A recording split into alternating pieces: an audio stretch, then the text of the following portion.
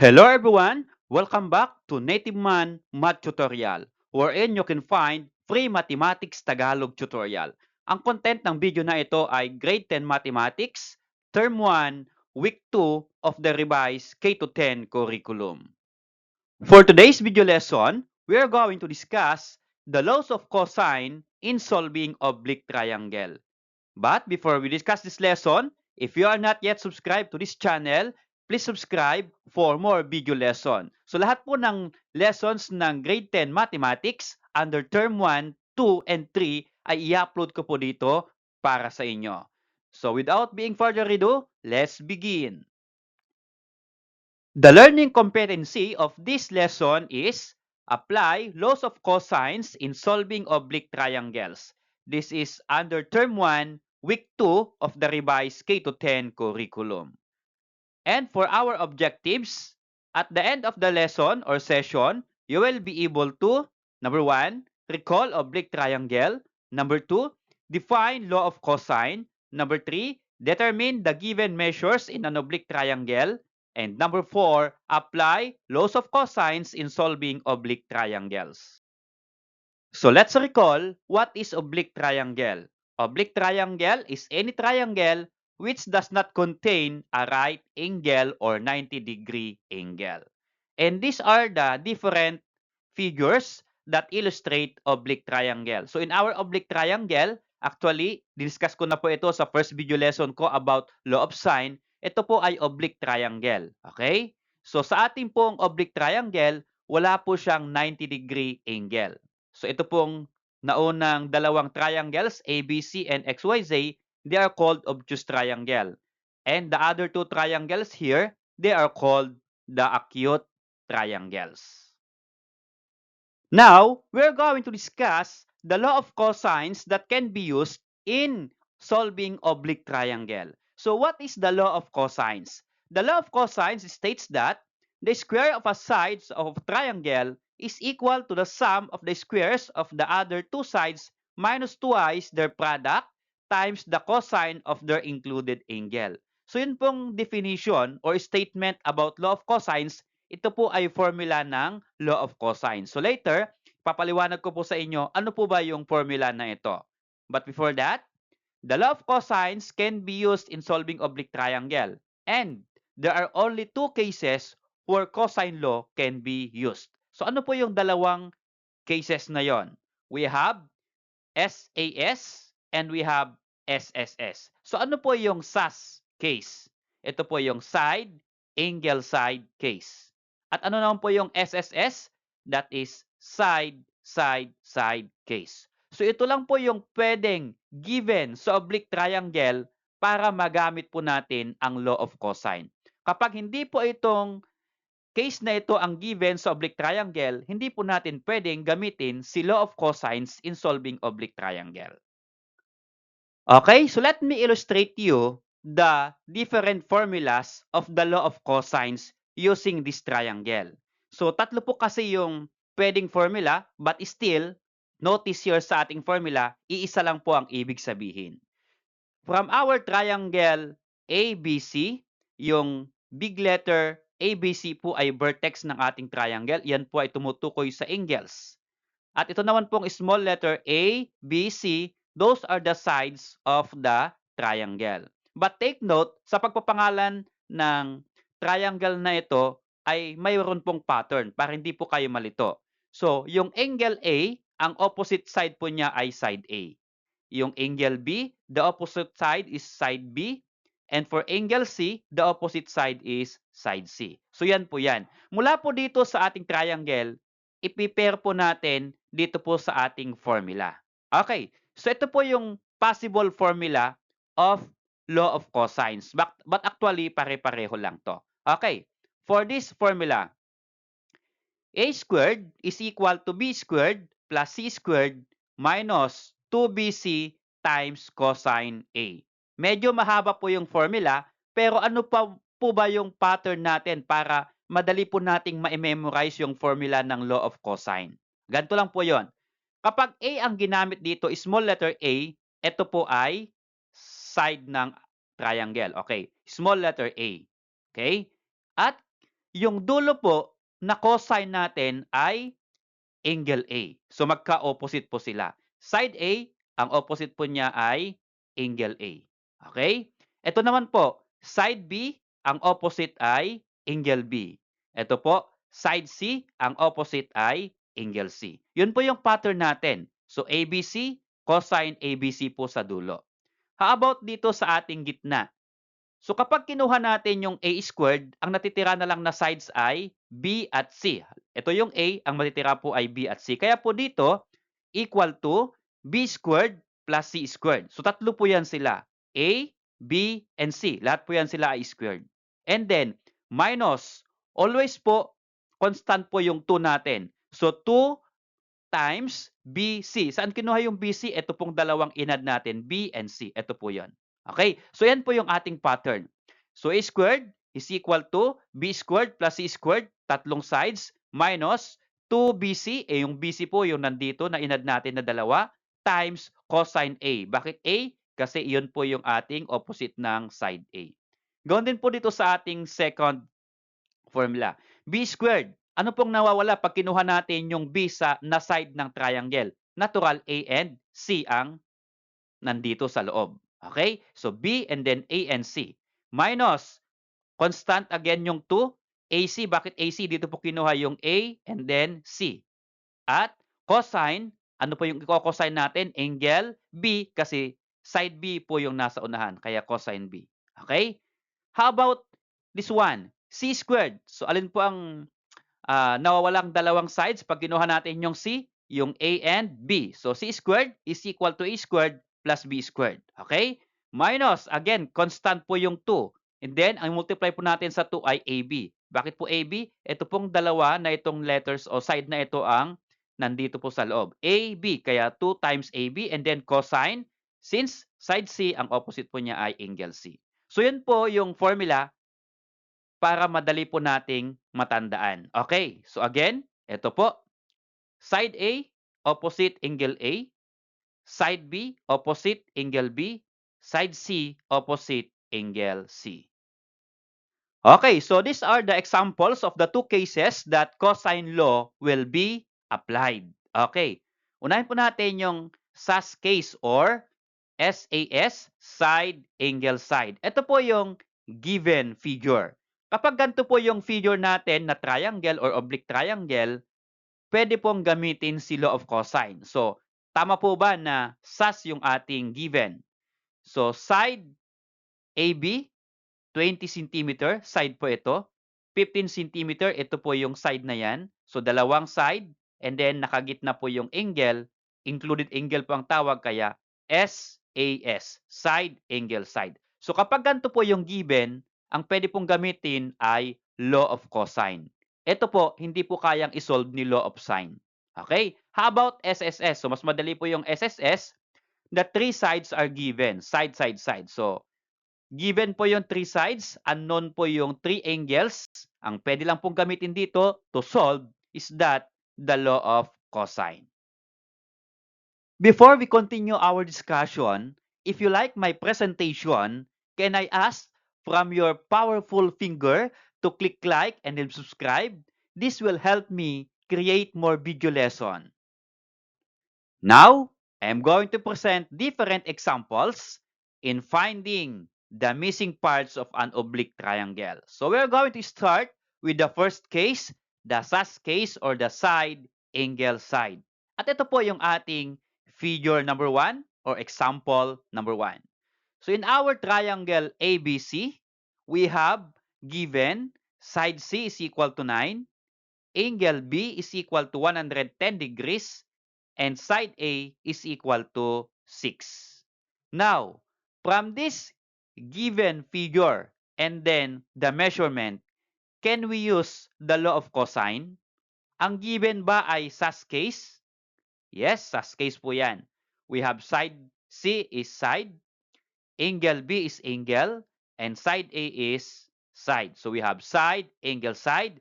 We can now use SAS case to solve law of cosine.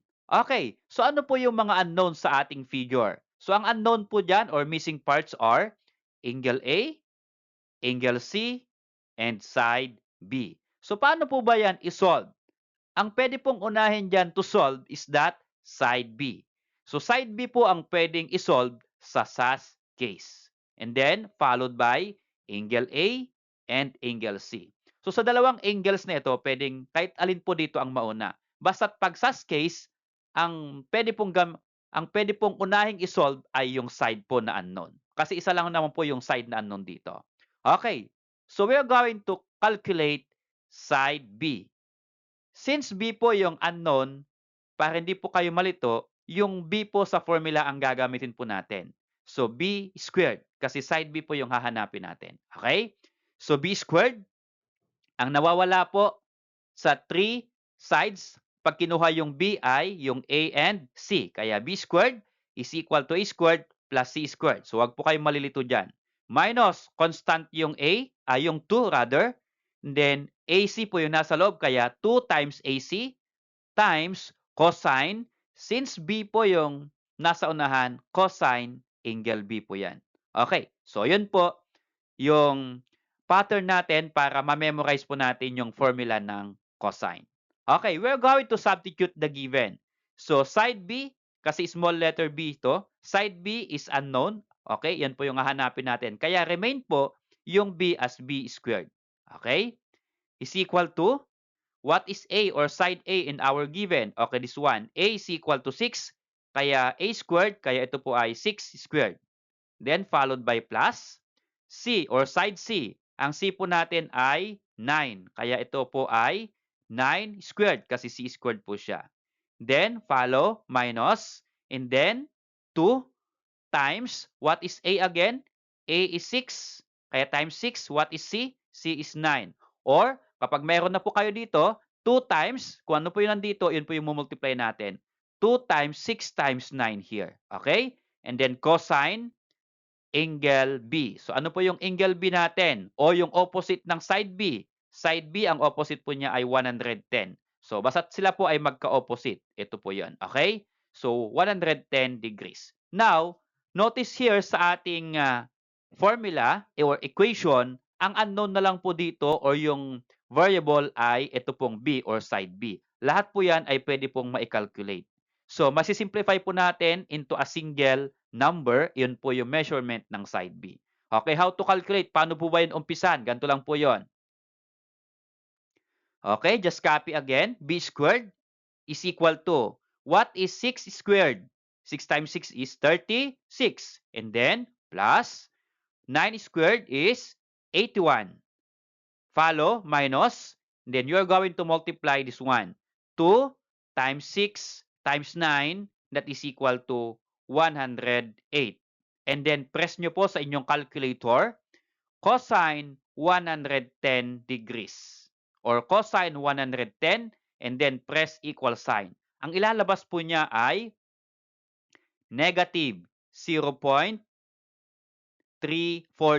So marami pong decimal, pero ang kinuha ko lang po ay 3 decimal place. Kaya kapag kinuha mo yung marami pang decimal, may konting pagbabago sa third and fourth decimal number sa magiging sagot po natin. Okay. But actually, ang kinukuha lang po namin para ma-test po namin kung tama yung sagot ninyo ay 2 decimal place lang po. Pero kinuha ko na po yung 3 decimal place. Then what's next? Pag meron na po kayo nito, ito pong 36 and 81, you can add. Okay? 36 plus 81. Okay? So this will become 36 plus 81 is 117. Okay, this one, just copy. And then, bakit po kaya naging plus minus po yung pinagmulan niya? Okay, notice here, negative 108 kasi minus po siya, times negative. So, minus and then negative, parang negative times negative is positive. Okay? 108 times 0.342 is equal to 36.936. Okay, kunin po ninyo yung 3 decimal place para medyo safe po yung magiging sagot natin. But take note, meron pong konting difference pag nagko-compute po tayo ng mayroong gantong cosine kapag ang ginamit po natin ay scientific calculator at yung calculator lang po ng cellphone. Okay? May konting difference po sa decimal. Pero, konti lang po yun. Okay? And then, what's next? You're going to add kasi ito po ay plus. So this become copy b squared is equal to 117 plus 36.936 is equal to 153.936. Ito na po ba yung sagot natin? No, kasi nakalagay po dito b squared. Ang hinahanap lang po natin ay b, not b squared. So how to remove square here? Okay, or exponent na 2. All you have to do is apply extracting square root. Okay? So, extract square root sa left ng equal sign, extract square root sa right ng equal sign. And then, i-cancel po natin itong square at itong 2 po ito. So, ano pong matitira dito? Yung side B na lang. So, B is equal to, i-press nyo po sa inyong calculator, square root of 153.936 and then press equal sign. Ang ilalabas po niya ay 12.407. Ito po ay sa 3 decimal place. Kapag gusto nyo po yung 2 decimal place, pwede pong 12.41 or 41 kasi 7 na po yung kasunod. Okay? So, that is the measurement of side B, 12.407. Okay? After calculating side B, now we are going to calculate angle A. Okay? Ito pong angle na ito. So, what is the formula that we are going to use to solve for angle A? Since A po yung ating tinutukoy na hahanapin or angle A, gamitin po natin yung may cosine angle A or yung nasa unahan po niya ay side A kasi sila po yung magka-opposite. Okay, now we are going to substitute the given. So, A squared, what is A in our given? In our figure, ang A po ay given, which is equal to 6. So, lagay po natin dito yung value ng A or measurement ng side A, which is equal to 6. Kaya yan po ay magiging 6 square, kasi ang A po ay 6, is equal to, what is B? Do we have B here? Okay, meron na po tayong B. Ang gagamitin po natin na measurement ng B ay iyon pong na-solve natin. 12.407. Kaya yung B po ay 12.407 and then square po natin yan. Followed by, we have plus here and then C. What is C?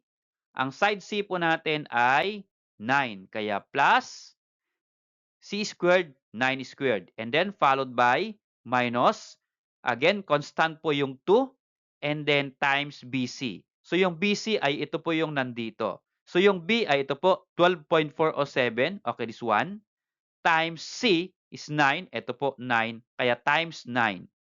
And then followed by cosine A. So cosine A. Sa atin pong equation, notice here na itong cosine A lang po ang ating variable. So kapag sinimplify po natin lahat itong numbers na ito, yun po yung magiging value ng cosine A. Okay, how to simplify? Okay, pag na-substitute natin, paano na po tayo magsisimplify? Of course, ito, pwede na pong itong isimplify. 6 square is equal to 36. So 6 times 6 is 36. And then 12.407 squared. So pwede na po ninyong gamitin para medyo mas mabilis ang inyong calculator. So ang magiging sagot po dyan pag in-square po natin ay 153.93. And then followed by plus, what is 9 squared? 9 times 9 is 81.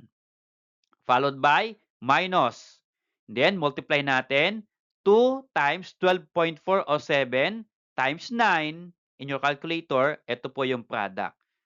223.33 into decimal place. And then copy cosine A. So yan na po yung ating computation. So next, dapat isang number lang po ito para makuha po natin yung cosine A. So ang next po dyan, here, notice here, pwede po nating i-add ito pong guhitan ko, 153.93 plus 81. Okay, so if you're going to add that, this will become, copy muna yung 36, then equal sign, and then if you're going to add this one, the sum is 243.93. And then followed by minus, and then copy muna natin ito, 223.33, and then cosine A.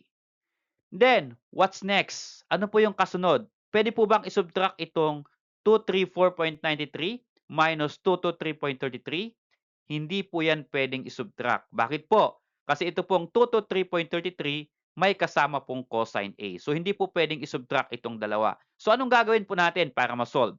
So, this number, okay, I'm going to underline. Ang number na yan ay we are going to move it to the left ng equal sign. Isama po natin yan sa 36. Okay?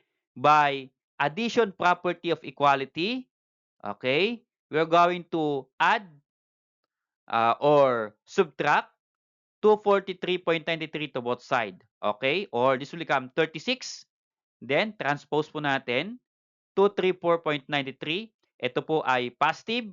If you're going to move it on the left of equal sign, change the sign, magiging minus 234.93. Okay, take note of that kapag naglilipat tayo at tumatawid tayo sa equal sign. Okay? Is equal to, siyempre, na-move na natin yun sa kabila. Ito na po yung may iwan dito sa left ng equal sign or right ng equal sign. Minus, kaya ito po ay negative 223.33 and then cosine A. What's next? Pwede pong itong isubtract. 36 minus 234.93 is equal to negative 198.93 is equal to, just copy this one, negative 223.33 cosine A. So, what's next? Ano po yung gagawin natin para ma-solve yung cosine A? So, ito pong negative 223.33 ay i-move po natin mula po dito sa right ng equal sign going sa left ng equal sign. Since multiplication po ang pagitan nila ng cosine A, to remove this one and move to the left of equal sign, all you have to do is use multiplication property. Okay, so multiplication or division property. So, kung ano po yung kasama ng cosine A, yun po yung i-divide natin both sides. So, negative 223.33, yun po yung ating i-divide sa right at equals right and left of equal sign. Okay? Then, ika-cancel po natin ito. So, kapag na-cancel po natin yan, ang matitira po dito ay cosine A, yun na lang po yan. And then, if you're going to divide, negative divided by negative will become positive. Kaya maging sagot po natin dyan ay positive. So, 198.93 divided by 223.33 is equal to 0.891. Okay. So, mula po dito, malapit na po nating masolve yung angle A. Okay, itaas ko po yung ating last computation para may space po tayo. Okay, 0.891 is equal to cosine A. Pag andito na po tayo sa part na ito, ano na po yung gagawin natin? Okay, you need again your calculator to press this one. Okay, so ang gagawin po natin dyan, okay, pagbalterin ko lang po muna para hindi po kayo malito. Okay, so pwede pong cosine A is equal to 0.891. Pinag-exchange ko lang po yung left and right ng equal sign. Pwede lang po yan para di po kayo malito. And then, ang gagawin lang po natin dyan, para makuha po yung angle A, ang hinahanap po natin ay itong angle A. Nakalagay po cosine A. Paano naman po natin tatanggalin itong cosine na ito? Okay. So, to remove this one, all you have to do ay sundan nyo po yung aking ibibigay na way to press in your calculator. So, in your calculator, you press shift. Kung wala pong shift dyan, pwede po yung second function. Okay, so second function or shift, and then press cosine kasi cosine po ito. And then press nyo po yung decimal number, ito po, 0.891. And then i-press nyo po yung equal sign. So kapag pinress nyo po yung equal sign, ang lalabas po nyo sa inyong calculator ay ito po, in 2 decimal place. 27.70. Since angle po yan, lalagyan po natin ng unit na degree. Okay? So angle A is equal to 27.70 degrees. Okay, so we have now side B and angle A. So now, we are going to compute side or angle C. Okay, so to calculate angle C, madali lang po yan. Notice here sa ating figure, nilagay ko po yung 27.70 dito na angle A. Meron po tayong angle A and angle B. So, hindi na po tayo gagamit ng law of cosine just to calculate angle C. Kasi given na po yung dalawang angles, gamitin na po natin yung sum of angles in a triangle. Okay, so ano po yung magiging formula natin dyan? To calculate angle C, all you have to do is you're going to subtract the sum of 110 and 27.70 from 180. Kasi yung sum of the three angles in a triangle is equal to 180. Okay? I-add nyo po yung dalawa and then isusubtract nyo po from 180.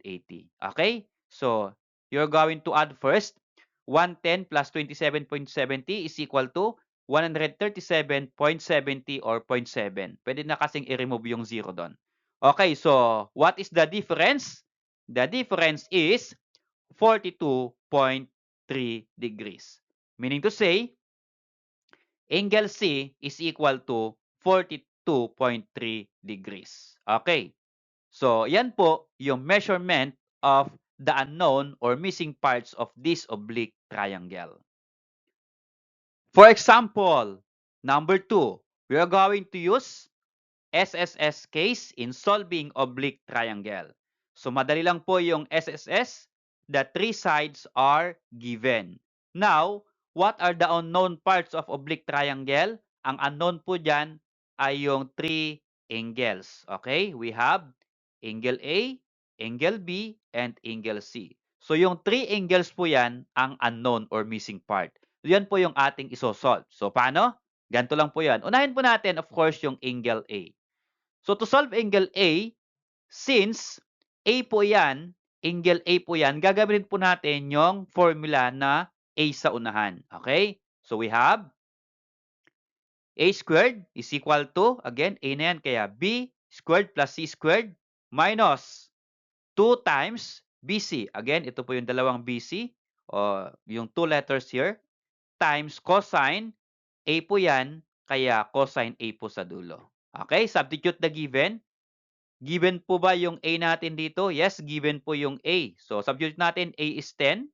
So, this become 10 squared for A is equal to, what is B? Given po yung B, which is 20, kaya 20 squared plus C squared, what is C? 15, kaya plus 15 squared. Minus, constant 2, so 2 times BC, or again, kung ano po yung nandito, yun po yung multiply natin sa 2. 20 and 15, kaya 2 times 20 times 15, and then cosine A. So again, the same with our previous example. Okay, ang susolve po natin ay yung angle. Okay, so simplify po natin lahat yung numbers na ito. Simplify po natin yung kanilang square. Okay, so this become 10 square, 10 times 10 is 100, is equal to 20 squared, 20 times 20 is 400, plus 15 squared, 15 times 15 is 225, then minus 2 times 20 times 15, that is equal to 600 times cosine A. Okay? Again, what's the next? Pwede na pong i-add itong dalawa, 400 plus 225. So this become, just copy again, 100, and then equal, 400 plus 225 is 625, then copy, minus 600 cosine A. Okay, this one. Okay, what's next? Again, hindi po pwedeng isubtract itong 625 minus 600. Kasi yung 600 may kasama pong cosine A. Yun pong operation between them ay multiplication. So, hindi po pwedeng i-minus. Okay. So, here, we are going to move 625 sa left ng equal sign. Okay. To move, ganito po yan. 100.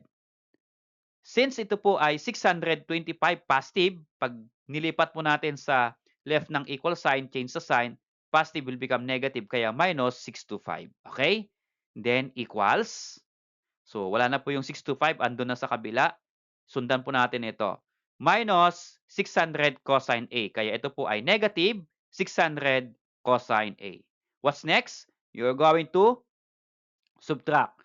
100 minus 625 is equal to negative 525 is equal to, copy or bring down, negative 600 cosine A. So, what's next again? Ang next po natin dyan, remove negative 600 by dividing negative 600 to both sides. Okay, kakancel po natin itong negative 600 and negative 600. So, ang matitira po dito ay cosine A. Okay, at pwede na po natin itong i-divide. So, let's become cosine A is equal to Negative divided by negative is positive. Kaya maging sagot po natin ay positive. Okay? 525 divided by 600 is equal to 0.875. Okay? Pwede na po kayong gumamit dito ng calculator. So, 0.875 is equal to cosine A. Para magkaroon po tayo ng space, istataas ko po dito. Okay? Taas po natin para magkaroon po ng space. So, 0.875 is equal to cosine A. Again, pwede po natin interchange yung cosine A at 0.875. Okay. So here, pipress po ulit natin para makalculate po natin the measurement of angle A. I-remove naman na natin po yung cosine. Okay? So to press, ito lang po yung sundan ninyo again. Shift or second function. Then press cosine, kasi cosine po yan. And then press the decimal, 0.875. And then press nyo po yung equal sign. Ang lalabas po sa inyong calculator ay ito. 28.96 degrees in 2 decimal place. Okay? So, kung mayroon po ang pagkakaiba dito sa ating decimal, so, yun po ay depende po sa ating ginagamit na calculator. Okay? So, the measurement of angle A is equal to 28.96.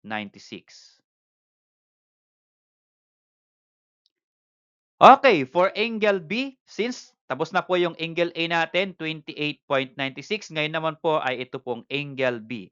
Since B po yung ginamit, okay, gagawin po natin yung may side B sa unahan. Okay, so B squared is equal to, ano pong nawawala sa B? A and C. So A squared plus C squared minus 2 times, yung dalawang letter dito, AC. So 2 times AC. And then cosine, side B po yan, kaya cosine angle B. Okay, substitute the given. Again, ang B po ay, ito po, 20. So, B squared is 20. Substitute natin. So, 20 squared for B is equal to, for A, 10, kaya 10 squared, plus for C, 15, kaya ito po ay 15 squared. Then minus 2 times AC, o yung minus 2 times yung dalawa dito, 10 times 15, kaya 2 times 10 times 15. Okay, and then bring down cosine B. Okay, what's next? Simplify natin yung ating mga square. 20 square is 400 is equal to 10 square is equal to 100 plus 15 square is 225 minus 2 times 10 is 20. 20 times 15 is equal to 300. And then copy cosine B here. So what's next again? You're going to add 100 plus 25. Yun po yung next step natin. So just copy or bring down. 400 is equal to 100 plus 225 is 325. Then copy. Minus 300 cosine B. Okay, this one. And then, again, hindi po natin pwedeng isubtract itong 325 sa 300. Okay, ito pong 325, idadala po natin sa left ng equal sign. So this will become, magiging ganyan po, 400. Since positive 325, i-move mo sa left, magiging change sa sign, negative 325, kaya minus 325. Is equal to, copy, kasi natanggal na ito, nandito na po, minus 300 cosine B, kaya negative 300 cosine B. Then, subtract po natin yung 400 minus 325. The difference is 75. Then copy, bring down, negative 300 cosine B. Okay, what's next here? So, ang next po dyan, i-remove po natin itong negative 300 by multiplication property. So, i-divide po natin yung negative 300, divide by negative 300 po sa left side ng equal sign. So, kung ano po yung dinivide natin sa right, gawin din po sa left. And then, cancel po natin yung negative 300, negative 300. Ang matitira po dito ay cosine B. So, this become cosine B is equal to 75 divided by 300 is 0.25. Take note here, positive divided by negative is negative. Kaya, yung magiging sagot po natin dyan ay negative. Okay? So, again, itong ating computation na ito, tataas ko po dito. Okay, so yan po yung ating last computation. Negative 0.25 is equal to cosine B. Okay, so pagpalitin ko ulit para hindi po kayo malito, pwede pong cosine B is equal to negative 0.25. Now, we are going to press it in the calculator para ma-solve po yung angle B. I-remove po natin yung cosine, pero ipipress po natin yan sa inyong calculator again. So, shift or second function, and then cosine, and then press the decimal, negative 0.25, and then press equal to, ang lalabas po dyan sa measurement ng angle B is 104.48 degrees. Okay? 2 decimal lang po yung kinuha ko. Ilagay po natin dyan. Okay. Now, we're going to calculate angle C. So, ilagay po natin dito para medyo makita po natin. For angle B is 104.48. Okay, so next is angle C. We have angle A and angle B. Gagamitin pa ba natin yung law of cosine to calculate angle C? Hindi na po, kasi dalawang angles na po yung given. Okay? So, ang gagamitin po natin ay yung sum of angles in a triangle. So, to solve for angle C, again, i-add natin itong dalawa at yung magiging sum, imamanus po natin mula po 180. Kaya ito po, 28.96 plus 104.48, yung dalawang angles. Yung magiging sum po niyan, the sum is 133.44. Imamanus po natin yung sum from 180. Kasi again, yung total po ng angles sa triangle is 180. So, the difference is 46.56. Okay? So, that is the measurement of angle C. So, lahat na po ng angles ay na-solve natin. Lahat po ng unknown. Okay? Okay, to end up our discussion, try to answer these exercises. Solve for the unknown or missing part of a triangle. Okay, so mag-indicate po ako dito kung ano po yung isosolve ninyo. Try to solve in your own. Pwede po ninyong i-post yung video na ito at isolve po ninyo. And then later, kapag meron na po kayong computation or answer, baka pwede naman po pa-share sa amin by just typing your answer in the comment section below. Okay? For number 1, triangle RST, side S po yung anyong hahanapin. And for number 2, triangle FPJ, ang susolve po ninyo ay angle P. Okay? Good luck. Let's see if you understand the lesson. Salamat sa panonood mga anak. I hope that you learned something from my video lesson. See you on my next discussion about this topic, position of points in the Cartesian plane.